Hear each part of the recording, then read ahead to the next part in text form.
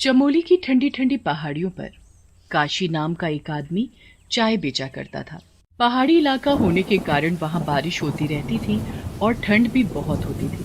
साहब, ठंड बहुत है और ऊपर से ये बारिश का कोई भरोसा नहीं यहाँ साहब। जब तक बारिश थोड़ा थम नहीं जाती तब तक आप मेरी इस छोटी सी दुकान में बैठकर मेरे हाथों की चाय पीजिए। ठीक है भाई, मेरे लिए और मेरी पत्नी के लिए एक एक कप चाय बना दो। चाय बढ़िया होनी चाहिए, मसाले वाली। साहब, आप एक बार मेरे हाथ की चाय पियोगे तो बार बार मांगोगे फिर। यहाँ कोई भी घूमने आता है तो मेरी चाय पिए बिना नहीं जाता, क्योंकि यहाँ ठंड बहुत है और एक मेरी ही चाय है जो लोगों की ठंड भगाती है। बारिश अब रुक चुकी थी। काशी की छोटी सी दुकान में सभी चाय पी रहे थे और उसकी चाय की बहुत तारीफ भी कर रहे थे। ऐसे ही पूरा दिन बीत जाता है और काशी की दुकान बंद करने का समय भी हो जाता है। काशी अपनी दुकान बंद करके घर जा ही रहा होता है कि तभी अचानक उसका पैर फिसलने की वजह से वो पहाड़ के किनारे जाकर गिरता है। उसका आधा शरीर खाई में लटका हुआ होता है। बचाओ बचाओ, कोई बचाओ मुझे, नहीं तो मैं खाई में गिर जाऊंगा। साहब साहब, आप खड़े खड़े क्या देख रहे हो? मेरी जान बचाओ। मेरा मेरा हाथ पकड़िए जल्दी, मेरा हाथ फिसलने वाला है। मैं ज्यादा देर तक ऐसे नहीं रह सकता। वहाँ जाने की सोचना भी मत। अरे कहीं उसे बचाने के चक्कर में आपका पैर फिसल गया तो? ना बाबा ना, आप नहीं जाओगे वहाँ, मैंने बोल दिया बस। यहाँ और भी लोग हैं, वो बचा लेंगे इसे। साहब, आप ही मेरा हाथ ऊपर खींच लीजिए और मेरी जान बचा लो। आ, आ, आ, मेरा हाथ फिसल रहा है। आप इतने लोग खड़े हैं यहाँ, मेरी तरफ कोई बढ़ता क्यों नहीं? तभी वहाँ जोरों से बारिश हो जाती है। सभी सैलानी बारिश से बचने के लिए अपनी अपनी गाड़ियों में बैठकर वहाँ से चले जाते हैं, काशी को वहाँ अकेला छोड़कर। उसकी जान बचाने के लिए भी कोई आगे नहीं बढ़ता। आखिरकार काशी हिम्मत हार जाता है। उसका हाथ छूट जाता है और वो चिल्लाता हुआ पहाड़ी से सीधा नीचे खाई में जाकर गिरता है। इतनी ऊपर से गिरने से वो मर जाता है और मरते ही भूत बन जाता है। मैंने कितनी गुहार लगाई, मुझे बचा लो, मुझे कोई तो बचा लो, पर किसी ने नहीं बचाया मुझे। आखिर क्यों? मुझ गरीब पर क्या किसी को तरस नहीं आया? कोई बात नहीं, पर अब मैं भूत बन चुका हूँ, सबसे बदला लूंगा यहाँ आने वाले हर इंसान से। एक दिन पहाड़ों पर घूमने आए पति पत्नी नवीन और श्वेता वहाँ घूम रहे थे, मजे कर रहे थे। तभी वहाँ काशी का भूत अपने मुंह पर गमछा लपेटकर उनके पास जाता है। साहब, चाय पिलाओ क्या? मेरे हाथ की बनी चाय आपको बहुत अच्छी लगेगी। मैं अभी आप दोनों के लिए चाय बना देता हूँ, वो भी मसाले वाली। नहीं पीनी तुम्हारी चाय, अब जाओ यहाँ से। हम इतनी दूर घूमने और एंजॉय करने आए हैं, तुम्हारी चाय पीने नहीं। मैडम, आप ही बोलिए ना साहब को, एक बार पी लीजिए मेरी चाय। अगर मेरी चाय पसंद ना आए तो पैसे नहीं देना। नवीन, वो बेचारा इतना बोल रहा है तो पी लीजिए ना चाय। एक कप चाय में क्या जाता है? वैसे भी इतनी ठंड में चाय पीने का मजा कुछ और ही है। लाओ चाय, मुझे भी और मैडम को भी। दोनों चाय पीकर चाय वाले की बहुत तारीफ करते हैं और उसे पैसे देकर आगे बढ़ जाते हैं। कुछ आगे बढ़ते ही दोनों को पता नहीं एकदम से क्या हो जाता है। दोनों सड़क से हटकर खाई के किनारे पहुंच जाते हैं। देखने वाले उन दोनों को बहुत आवाज लगाते हैं। ओ भाई, आगे खाई है, उधर मत जाओ। सुनो, क्या बात है? पीछे मुड़कर दोनों में से किसी ने भी नहीं देखा। सभी भागकर दोनों को पकड़ते। उतने में नवीन और श्वेता खाई में कूद पड़ते हैं। वहाँ खड़े सभी लोग हैरान थे ये सब देखकर। आखिर कोई कैसे अपने आप खाई में गिर सकता है? ये सब मेरी चाय का कमाल है। मैं ऐसे ही यहाँ आने वाले हर एक इंसान को अपनी चाय पिलाकर मार दूंगा। ये चाय बिल्कुल मेरे जैसी है।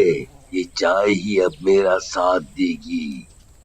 अरे अरे, वो देखो उधर, फिर से कोई खाई की तरफ बढ़ता जा रहा है। जल्दी रोको उसे, नहीं तो वो भी खाई में गिर जाएगा। ये सब क्या हो रहा है? आज तक कभी कोई इस खाई में नहीं गिरा, पर अब देखो रोज कोई ना कोई इसमें गिर रहा है। और ऐसा लगता है जैसे मरने वाला अपनी मर्जी से खाई में कूद रहा हो। आसपास के सभी दुकान वाले आपस में बात कर रहे थे। सभी को अब अपने काम की चिंता थी। वहां काशी के घर उसकी माँ हेमा उसके घर ना लौटने की वजह से बहुत परेशान थी। वो उसे हर जगह ढूंढती फिर रही थी। ओ भाई, क्या तुमने मेरे बेटे काशी को देखा है? वो वहां पहाड़ों पर चाय बेचता है। 2 दिन से घर नहीं आया। बड़ी चिंता हो रही है। हेमा काशी को सभी से पूछती फिर रही थी। पूछते पूछते वो काफी दूर निकल जाती है, वहीं जहाँ काशी लोगों को चाय पिलाया करता था। काशी, ओ काशी बेटा, कहाँ है तू? देख, तेरी माँ तुझे ढूंढते ढूंढते यहाँ तक आ गई। हेमा को अभी भी काशी कहीं नहीं मिला। मिलता भी कैसे, वो तो मर चुका था। रात बहुत हो चुकी थी। हेमा बहुत थक गई थी। वो रोती हुई एक पेड़ के नीचे जाकर बैठ जाती है। भूत, छोड़ भूत, छोड़ मुझे भूत। चुप हो जाओ, शोर मत करो माँ, नहीं तो कोई आ जाएगा। तुमने मुझे माँ क्यों कहा? माँ, मैं हूँ तुम्हारा बेटा ही तुम्हें माँ बोल रहा है। मेरा बेटा?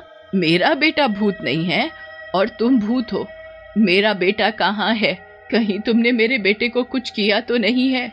बताता क्यों नहीं? मैं उस पहाड़ी पर लटका था, मुझे किसी ने नहीं बचाया। सभी मेरे गिरने का तमाशा देख रहे थे। मैंने कितनी गुहार लगाई लोगों को कि मुझे बचा लो, पर किसी की हिम्मत नहीं हुई मुझे बचाने की। अगर सब मिलकर मुझे बचा लेते तो आज तुम्हारा बेटा जिंदा होता। माँ। काशी, मेरे बच्चे, ये तुझे क्या हो गया? तू अपनी माँ को अकेला छोड़ गया। अब तेरी ये बूढ़ी माँ तेरे बगैर कैसे जिएगी? मत रो माँ, मैं मरकर भूत बना हूँ, सिर्फ बदला लेने के लिए। मैं यहाँ आने वाले सभी सैलानियों को अपनी चाय पिला पिला कर मार रहा हूँ। यहाँ जो भी आता है मैं उसे चाय पिलाकर खाई में गिरा देता हूँ। पर बेटा, ये सब गलत है। तू तो नहीं रहा अब इस दुनिया में। पर जरा सोच, वो हर एक दुकान वाले, वो छोटे बच्चे जो अपने माँ बाप के साथ घूमने आते हैं, उन सब का क्या होगा? एक तरह से सभी की जिंदगी बर्बाद है।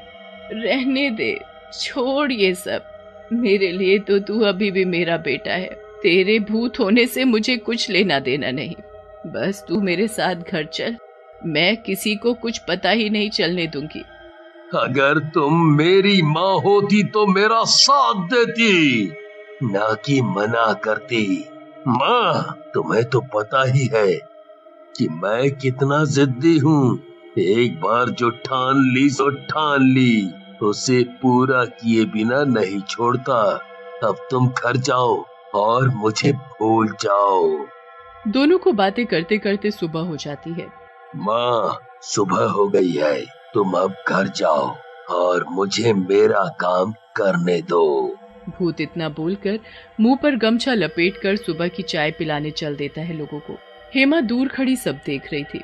मुझे पता है कि मेरा बेटा जिद्दी है। उसकी जिद हमेशा मैंने पूरी की, पर अब नहीं।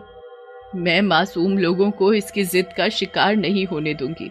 मुझे अपने बेटे के शव को जलाना होगा और उसके लिए मुझे उस खाई में उतरना पड़ेगा। हेमा हिम्मत बनाकर पहाड़ों में बने संकरे रास्ते से होती हुई कुछ ही घंटों में नीचे खाई में उतर जाती है। आग लगते ही भूत को एहसास हो जाता है और वो अपने चेहरे से गमछा हटाकर खाई में झांक कर देखता है। तुमने क्या किया? ये तुमने सही नहीं किया। माँ, मुझे बचा लो, मुझे मत जलाओ। माँ, मुझे मत जलाओ। बस फिर क्या था, भूत जलते ही गायब हो गया और हेमा वापस अपने घर पर। वहां हर एक इंसान को पता चल चुका था कि काशी भूत था और वही भूत बनकर सभी लोगों को मार रहा था।